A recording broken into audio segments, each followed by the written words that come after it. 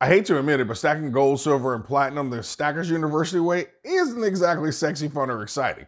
Profitable, yes, but not exactly exciting. Every now and then I see a collectible or semi-numismatic coin that really catches my eye, but I can never really pull the trigger and buy it. I really like to think of it as me being frugal. Really? You're gonna call me Dr. Cheapskate. That's what y'all gonna do to me. That's cold-blooded. I don't even know how you know what I do with my toothpaste anyway. Whatever, call me what you want to. I mean, look at my display. This is as good as it gets around here, folks. And you know the story about this $100 bill bar. If it wasn't for a giant winning spree in Vegas, I wouldn't have bought that.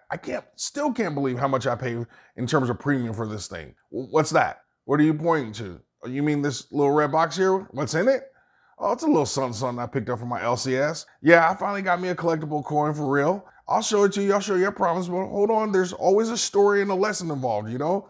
Don't be dramatic. I will make it quick, okay? My content generally doesn't cover semi-numismatic and collectible coins as it doesn't really fit into my definition of being a stacker, which is ironic for a guy who calls himself a stacking investor because those types of coins offer some great opportunities to turn a really nice profit if you know how to do it and you can do it the right way. Instead, I just see a lot of risk and a lot of headaches and problems associated with it.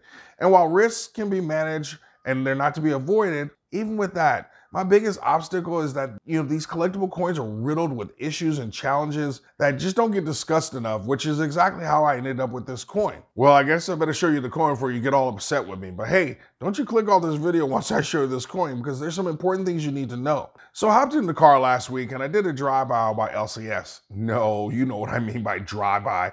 I popped in to say hi, socialize, and see if he had anything interesting. And boy, did he have something interesting. He had this beauty right here. And this is a 1984 proof version of the Isle of Man gold 1 ounce angel coin. For those that don't know, the Isle of Man is an island situated in the Irish Sea between England, Scotland, and Ireland. And this coin was issued for the government by the Popjoy Mint, which it actually debuted as a proof gold coin. Guess what year? Yep, 1984, as a 22 karat or a 3/9 fine coin. So on one side you have the Archangel and on the other side you have a portrait of the Queen. In addition to me getting the very first year of this coin, 1984, I also get this certificate that certifies that it is one of 3,000 minted. And Steve shows this to me and I'm looking at Steve like, I know you're crazy for showing me this coin because I don't buy coins like this. Then I asked the dreaded question, how much? Because I'm in deep lust because this is a beautiful coin. And he responds with, how about you give me, now before I tell you what I paid, let's actually jump forward for a moment.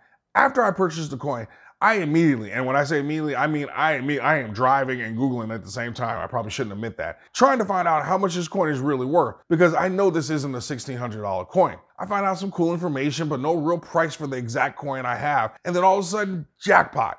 $2,036 for this coin is what I found, with a spot around $1,640. That's almost a $400 or 23% premium. Back to the LCS and that moment when I asked Steve how much. Now mind you, spot was around $1,640 at that time. He replied with, give me $1,660. Let me tell you, I couldn't write that check fast enough.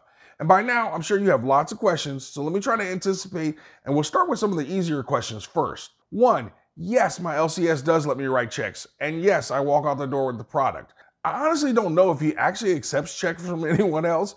I've never seen anyone else write a check, but hey, he lets me do it. And you remember all those videos where I talked to you about how to get great deals and how important it is to have a great relationship with your LCS? Because over time, that relationship pays dividends. Number 2. How did I get such a good deal? Well, remember that 270 ounces of silver for 3 ounces of gold video?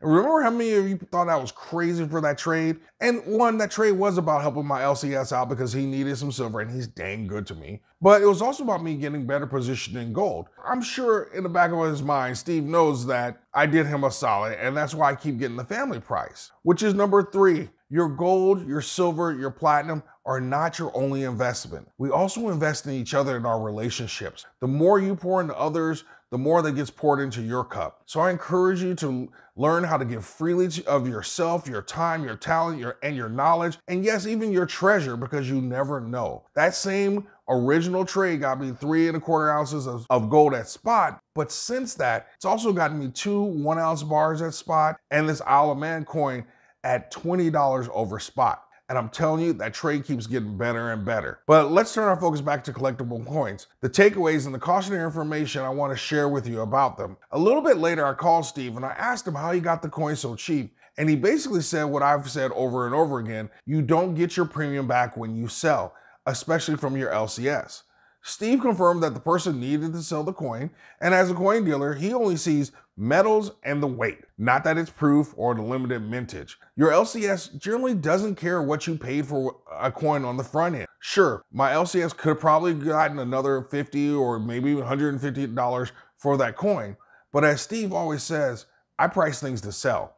I don't want to be sitting around with dead product waiting for the perfect buyer. And that's exactly why I don't love collectibles, limited editions, and those types of coins, because your money is made when you buy, not when you sell. If you're receiving value from this video, if you've learned anything, if you like Stackers University, please do me a favor. Could you hit the like button for me? Also, because it's my birthday month, I want to let you know, and that specifically my birthday week, for the next couple of videos, we're going to be doing birthday giveaways, folks. And it's really simple for this one. All you have to do is make a comment. If you make a comment in this video, you'll be entered, and the winner is going to get a welcome kit from Stackers University with stickers and coasters and all kind of other stuff that I throw in there. And there will be some kind of fractional silver. And when I mean fractional, I don't mean constitutional. I got some half-ounce coins Paul Revere coins that I'm going to throw into there. So if you're interested in that, please make a comment and you'll automatically get entered in the drawing. I'm not disputing that investing in these coins can be very profitable. It is. But I have like 5 reasons or considerations I want to share with you, and then ultimately you have to make your own decision. My first warning is they require you to find the right buyer instead of any old buyer. It doesn't matter how pretty, valuable, or limited vintage a coin is. If you can't find that right someone that's willing to pay the price you want, you can't sell that item. And when I'm ready to sell, I want to be able to sell. And heaven forbid you're in a situation where you actually have to sell, you're going to take a haircut, just like this person did with this coin. I'm sure they paid a lot more. I'm sure they wanted a lot more, but they needed to sell, and this is what they were offered. Second, if you do buy these coins, do it for the intrinsic value or the happiness that it brings you. Not because you think you're going to get your money back. Because if we do go to sell and you get anything above spot, then that's icing on the cake. The cake was that it made you happy and that you wanted it in your collection. The number 3, you have to remain liquid so that you're never forced to sell a collectible or a high premium coin when you're not ready. Finally, and maybe the biggest reasons why I dislike these kinds of items is really reasons 4 and 5, which are kind of interconnected. And this is that these coins almost require you to sell person to person in order to make a profit or to make your money back, which I'm not really a fan of, largely for safety reasons. I will cover this in a video that's coming up here in a couple of days, but that's also number 5, the inherent risk associated with these kind of off-the-books transactions. My warning is that there are lots of shady and malicious people out in the world, and I'm sure it's only going to get worse as times get harder. So you have to be careful about everything from being robbed, scammed with counterfeit money, bad checks, contested bank transfers, and it only takes one bad deal where you get scammed out of a $2,000 gold coin or $2,000 worth of silver to ruin your investment, your return on investment for years. And for me, I just don't see the risk reward benefit of having to do those types of transactions. In the comment section, for the benefit of the community, I want you to share whether or not you have bought collectible coins and semi-numismatic coins and what your experience has been like selling those. And also, I want folks to brag. What is your coolest collectible or semi-numismatic coin that you have? I want to hear about those. Or you can just comment anything you like. Go ahead and put an A+ with a big red circle around it for making it to the end of this video, because when you make it to the end of the video, you know, and I know that you know, you will always stack smarter and never stop learning.